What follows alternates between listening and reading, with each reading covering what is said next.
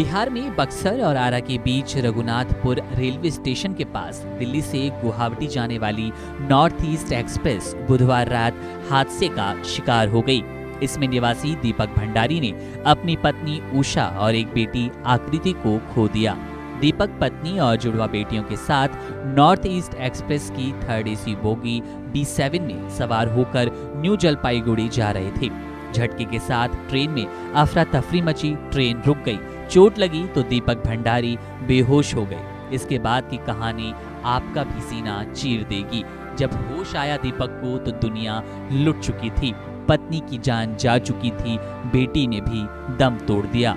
आनंद विहार से परिवार के 4 सदस्य संग चले दीपक न्यू जलपाईगुड़ी उतरना था। पति पत्नी और जुड़वा बेटियां। दीपक भंडारी ने आनंद विहार स्टेशन पर परिवार संग सेल्फी भी ली, लेकिन क्या पता था कि ये सेल्फी यादों की सेल्फी बन जाएगी। ये सेल्फी परिवार संग आखिरी सेल्फी होगी। पत्नी और बेटी आकृति इस सेल्फी का हिस्सा दोबारा कभी नहीं बन पाएंगी। रघुनाथपुर में बुधवार को हुई ट्रेन दुर्घटना में महरौली साउथ दिल्ली निवासी दीपक भंडारी ने अपनी पत्नी उषा और बेटी आकृति को खो दिया। उन्होंने बताया कि पत्नी और जुड़वा बेटियों के साथ नॉर्थ ईस्ट एक्सप्रेस की 3rd AC बोगी B7 में वे सवार होकर न्यू जलपाईगुड़ी जा रहे थे। दीपक भंडारी बताते हुए बेहद भावुक हो गए। वे कहते हैं, रघुनाथपुर में उनकी आंखों के सामने ही पत्नी और 8 साल की बेटी दुनिया से जा चुकी थी। उन्होंने दम तोड़ दिया। वे कहते हैं कि दूसरी बेटी अदिति जरूर बच गई, लेकिन अब परिवार नहीं रहा। परिवार के 2 अनमोल रतन, 2 अनमोल सदस्य उन्होंने खो दिए। यात्रा से पहले परिवार के साथ उन्होंने एक सेल्फी ली थी जो कि बेहद हंसी खुशी को बयां कर रही थी, लेकिन वो सेल्फी आखिरी बन गई, यादों का हिस्सा बन गई।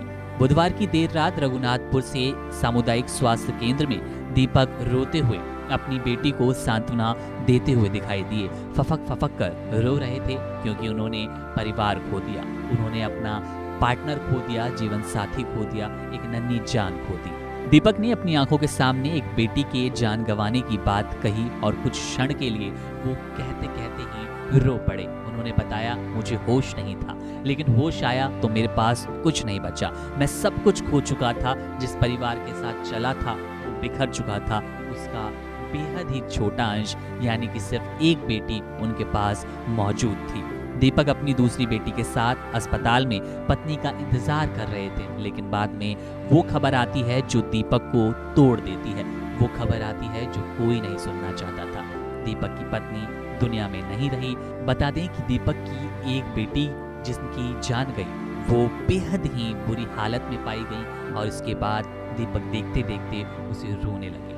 निश्चित रूप से ये कहानी आपका भी कलेजा चीर देने वाली है। आंखें नम हो जाती है और बार बार शुक्रिया अदा करना होता है उस ईश्वर का, उस भगवान का जिसने 2 सदस्य की जान बचा ली। 2 सदस्य अभी भी परिवार में जिंदा है।